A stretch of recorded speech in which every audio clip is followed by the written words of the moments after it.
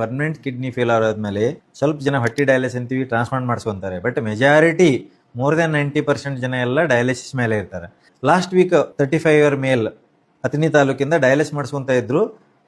ನಿನ್ನೆ ಬಂದಿದ್ದಾರೆ. ಲಾಸ್ಟ್ ಒಂದು ವಾರದಿಂದ ಸರಿ ಡಯಾಲಿಸಿಸ್ ಆಗ್ತಾ ಇಲ್ಲ. ನಿನ್ನೆ ಡಯಾಲಿಸಿಸ್ಗೆ ಹೋದ್ರೆ ಡಯಾಲಿಸಿಸ್ ಅಲ್ಲಿ ಬ್ಲಡ್ ಬರ್ತಾ ಇಲ್ಲ ಅಂತ ಹೇಳಿ ಬಂದಿದ್ದಾರೆ.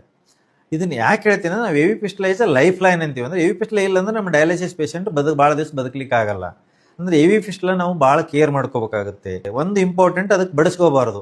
ಯಾಕಂದ್ರೆ ಎವಿ ಪಿಸ್ಟಲ್ದಲ್ಲಿ ಹೆಂಗಾಗುತ್ತೆ, ಹೈ ಬ್ಲಡ್ ಫ್ಲೋ ಇರ್ತೈತಿ, ರಕ್ತನಾಳಗಳು ದಪ್ಪ ಆಗಿರ್ತಾವ, ಗಾಯ ಆಗಿ ಬ್ಲೀಡಿಂಗ್ ಆಗೋ ಚಾನ್ಸ್ ಇರ್ತೈತಿ, ಸ್ವೆಲ್ಲಿಂಗ್ ಬರ್ತೈತಿ, ಬ್ಲಡ್ ಕ್ಲಾಟ್ ಆಗಿ ಥ್ರಂಬೋಸಿಸ್ ಆಗ್ತಿರ್ತೈತಿ.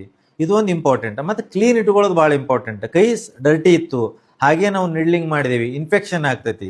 ಬಟ್ ಈ ಪೇಷಂಟ್ ಬಂದದ್ದು ಥ್ರಂಬೋಸಿಸ್ ಆಗಿ. ಅದಕ್ಕೆ ಫಿಸ್ಟುಲಾನ ನಾವು ಡೈಲಿ ಸ್ವಚ್ಛ ತೊಳ್ಕೊಂಡು ಮೆತ್ತಾದ ಟವೆಲ್ನಿಂದ ಒರೆಸ್ಕೊಂಡು ಇಟ್ಕೋಬೇಕು.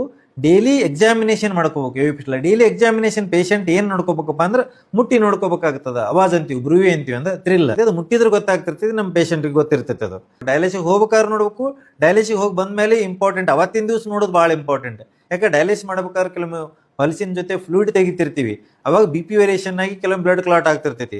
ಅವತ್ತೇ ಬಂದ್ರೆ ನಾವು ಇಮಿಡಿಯೇಟ್ಲಿ ಅದೇ ಪಿಸ್ಟಲ್ ರೀಸ್ಟಾರ್ಟ್ ಮಾಡ್ಲಿಕ್ಕೆ ಬರ್ತೈತಿ. ಅದೇ ಒಂದು 2-3 ದಿವಸ ಆದ್ಮೇಲೆ ನೆಕ್ಸ್ಟ್ ಡಯಾಲಿಸಿಸ್ ಹೋದಾಗ ಬಂದ್ರೆ ಅಂದ್ರೆ, ಆಲ್ರೆಡಿ 3 ದಿವಸ ಬ್ಲಡ್ ಕ್ಲಾಟ್ ಆಗಿತ್ತಂದ್ರೆ ಅದು ಕ್ಲಾಟ್ ತೆಗಿಲಿಕ್ಕೆ ರಿಸ್ಕ್ ಆಗ್ತೈತಿ, ಮತ್ತೆ ಫೇಲಿಯರ್ ರೇಟ್ ಜಾಸ್ತಿ ಇರ್ತೈತಿ. ಆ ಟೈಮಲ್ಲಿ ಮತ್ತೆ ಹೊಸ ಪಿಸ್ಟಲ್ ಮಾಡ್ಬೇಕಿಲ್ಲ, ಕೆಥೆಟ್ರಾಕ್ ಡಯಾಲಿಸಿಸ್ ಮಾಡ್ಬೇಕು. ನಮಸ್ಕಾರ.